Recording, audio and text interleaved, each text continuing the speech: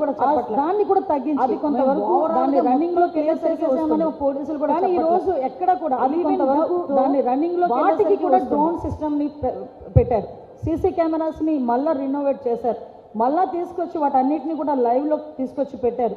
ఆ CC cameras గురించి అని చెప్పి గవర్నమెంట్ మీదే ఆధారపడలేదు.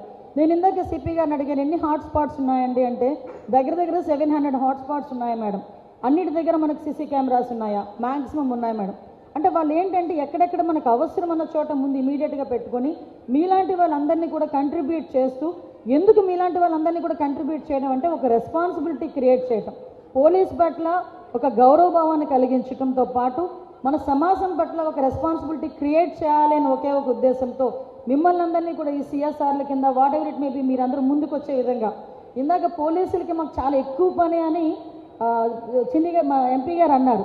పోలీసులకి ఎంత ఎక్కువ పని ఉన్నా విజయవాడ ప్రజలు అలా సహకరిస్తున్నారు కాబట్టి బుడమేరు లాంటి ఫ్లడ్ను కూడా మనం అందుకు సునాయాసంగా నేను చెప్పను, కానీ ఆ రోజు మనం మ్యాక్సిమం డెత్ రేట్ని కూడా తగ్గించుకునే పరిస్థితి తీసుకొచ్చాం.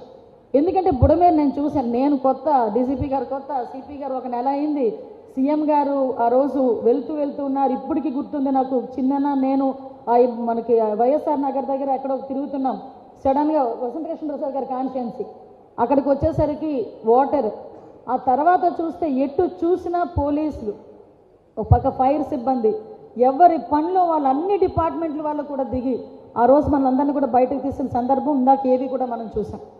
At the same time Durga టెంపుల్కి సంబంధించి కొన్ని లక్షల మంది భక్తులు వస్తే ఎక్కడ కూడా చిన్న ఇన్సిడెంట్ జరగకుండా గౌరవ ముఖ్యమంత్రి గారి చేత మెప్పు పొందిన పరిస్థితి కూడా మనందరం కూడా రాజీ లేకుండా పనిచేస్తుంది అని ఏదో నోటి మాటలు చెప్పడం కాకుండా, ఏదో కాకి లెక్కలు చెప్పడం కాకుండా విజిబుల్గా మీ అందరికీ కూడా విత్ ప్రూఫ్తో ఏ రకంగా టెక్నాలజికల్గా మేము పనిచేస్తున్నాం, ఏ రకంగా పోలీసింగ్ అనేది వ్యవహరిస్తూ ఉంది, ఏ రకంగా భద్రత విషయంలో మేమందరం కూడా పనిచేస్తున్నామని చెప్పడమే కాకుండా లోకల్ సపోర్ట్ తీసుకొని ఆ లోకల్ సపోర్టర్స్తో ఈరోజు సురక్ష అనే కార్యక్రమానికి శ్రీకారం చుట్టడమే కాకుండా ఈరోజు విజయవాడ పోలీసులు చేస్తున్న ఒక మంచి కార్యక్రమాన్ని ఇక్కడ ప్రారంభించడానికి మమ్మల్ని అందరినీ ఆహ్వానించినందుకు ప్రత్యేకంగా ఇక్కడ టీం అందరికీ కూడా నేను ధన్యవాదాలు, నమస్కారాలు తెలియజేసుకుంటున్నా.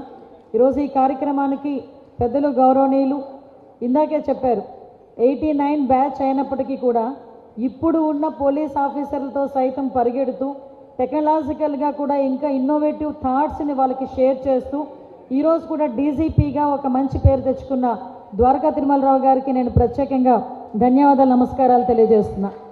అదేవిధంగా ఈరోజు ఈ కార్యక్రమానికి ముఖ్య అతిథిగా విచ్చేసిన నన్ను ఎంతో ఆప్యాయంగా పిలిచే, చెల్లి అని పిలిచే అన్న శివనాథ్ అన్న, చిన్న అన్నగారికి నేను ప్రత్యేకంగా ఇంకో విషయం కూడా చెప్పాలి. ఎందుకంటే విజయవాడలో ఇందాక మాట చెప్పారు, 7 ఎమ్మెల్యేలు ఒకే ప్లాట్ఫామ్ మీదకి రావటం అనేది అక్కడే అర్థమవుతుంది ప్రజాప్రతినిధులుగా మా అందరికీ కూడా ప్రజల భద్రత పట్ల ఎంత అంకిత భావం ఉన్నది. ఎంత టైం అయినా నాకు తెలిసి 7 ఒక వేదిక మీద ఉండడం ఒక ఎత్తు అయితే ఇంత టైం కూడా స్పెండ్ చేయడం కూడా ఒక ఎత్తు.